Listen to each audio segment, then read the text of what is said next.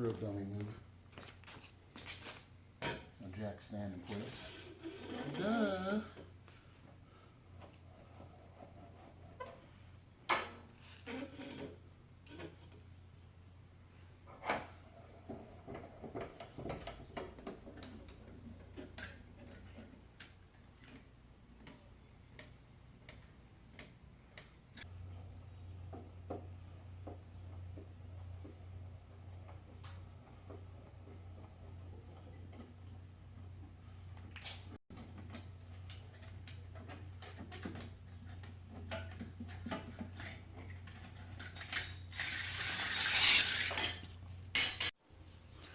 What's up, guys?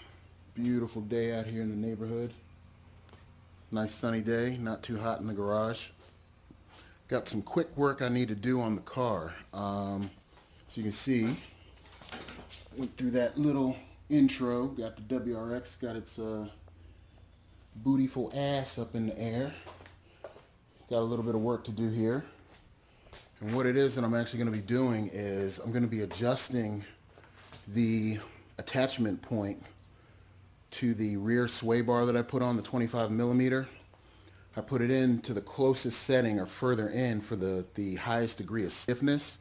I've been driving the car around now for about a week and a half or so, and definitely can notice some different characteristics as far as the driving. It's a little too stiff. I get a lot of rear wheel spin now. The car snaps around quite a bit. I was actually going around this hairpin turn, and what I took before at a high rate of speed, now mind you, my tires were worn damn near bald before, so I know I was getting like a ridiculous amount of grip from the Dunlops that I had before. The verdict's still out on these Continental tires that I have. I mean, so far so good. I mean, they're holding up, I guess. I can't quite tell yet. As far as grip, I don't remember exactly how the car drove when it had brand new Dunlops on it, so that remains to be seen. But anyhow, I was going around this hairpin turn that I usually take at a high rate of speed, and the back end kicked out. I mean, literally snapped out like a rear-wheel drive car. And my kid was in the car, and his eyes were as big as saucers. He was just like, what the hell's going on? He's never been in the car with me when I've done my shenanigans and antics to that level. And the back end snapped out, and the traction light came on and everything.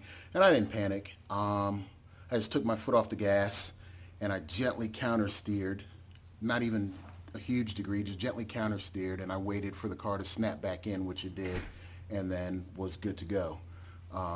Gently put on the brakes, slow down, and that was it.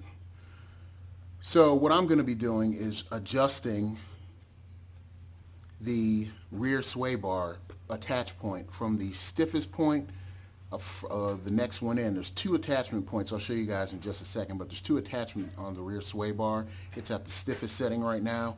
I'm going to move it up further in to reduce the stiffness, and that should change the characteristics of the car. It should still make it a little bit more responsive in the rear, or I should say take out some of the understeer when I'm turning. The back end will rotate a little bit more, but not to the degree that it is. It's a little too extreme the way it is. At least for these tires, the grip that the tires are giving me, I don't think they can handle that level of stiffness. So let me show you guys what I'm talking about.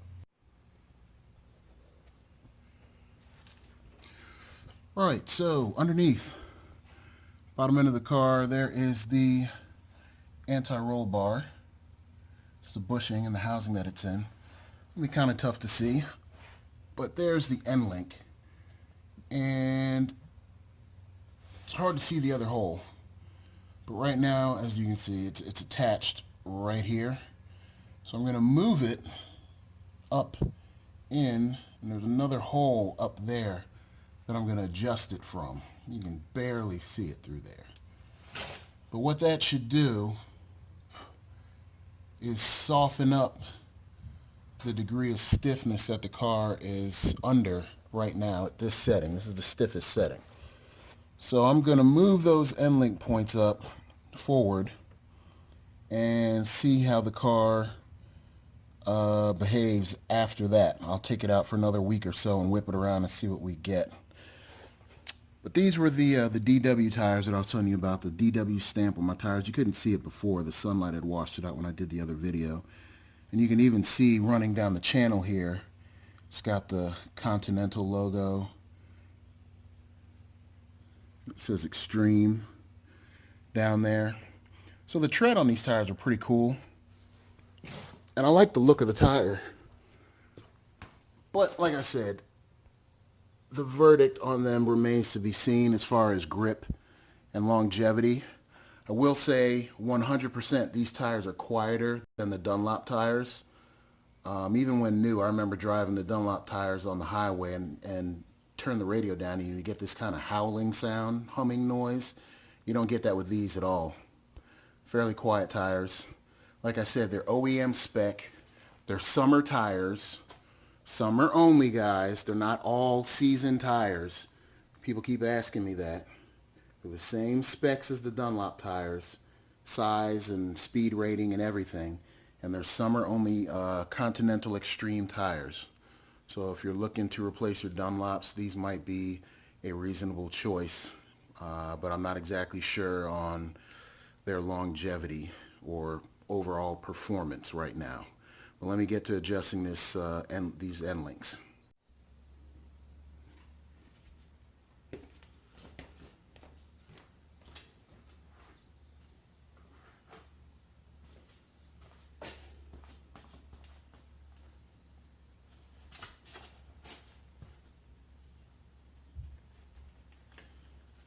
Always wear my rubber gloves. Keep my pretty hands nice and supple.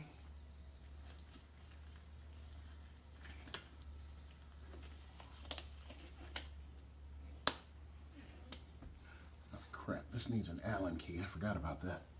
Oh well.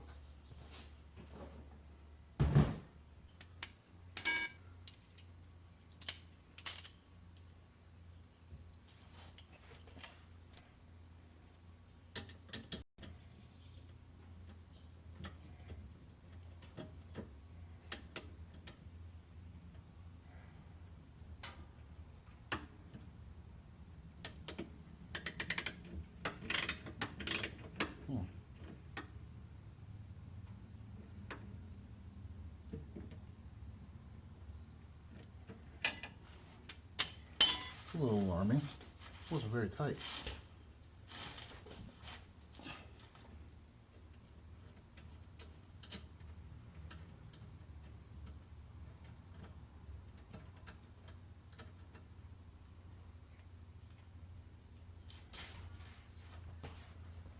Oh, come on.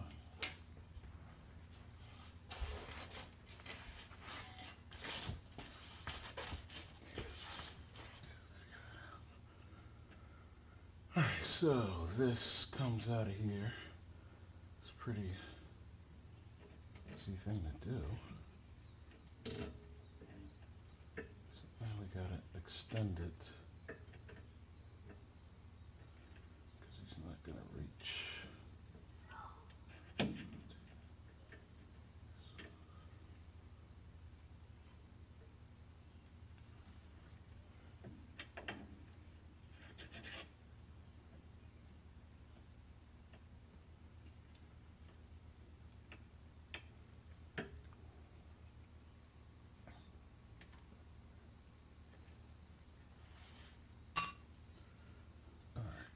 We gotta stop this.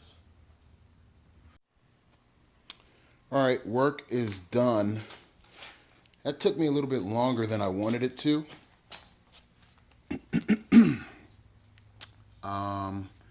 And that is because I had to screw around with the adjustment of the end links. So for anybody that's going to do this job, whether they're going to put on the rear sways or swap out their end links, depending on the type of end links you get.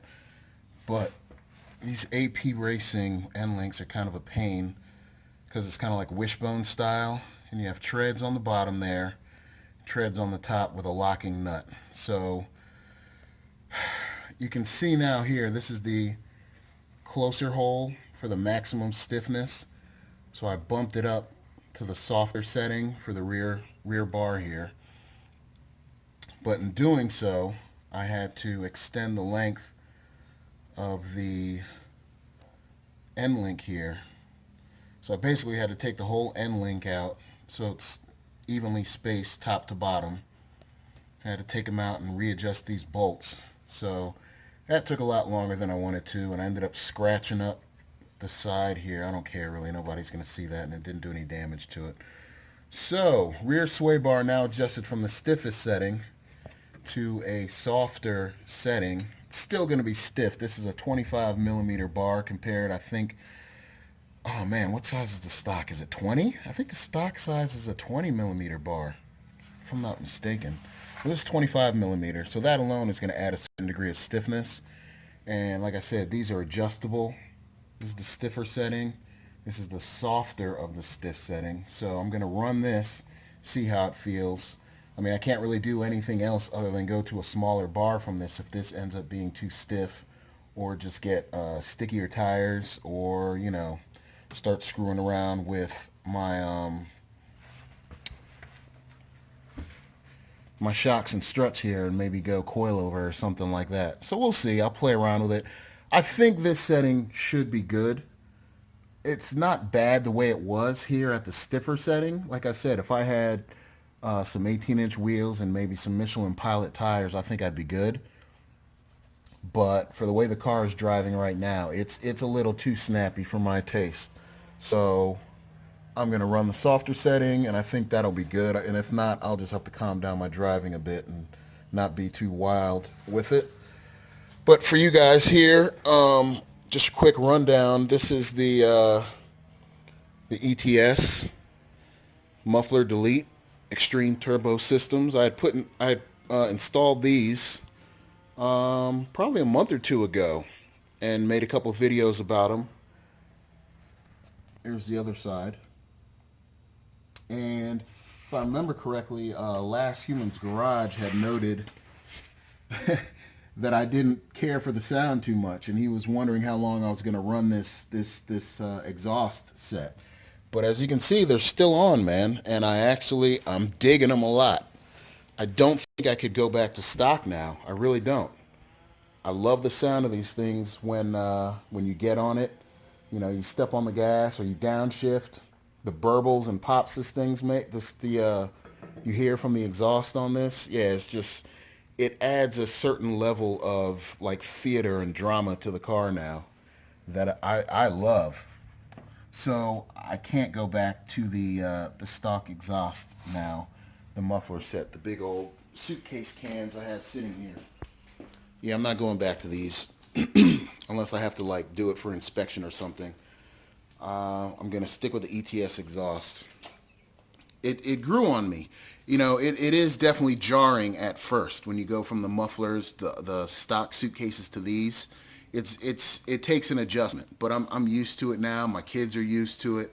When I crank the car up, it kind of sounds crappy and raspy, but once it warms up, it's a nice, mellow, thicker tone and definitely louder. You can see my tips there look like crap.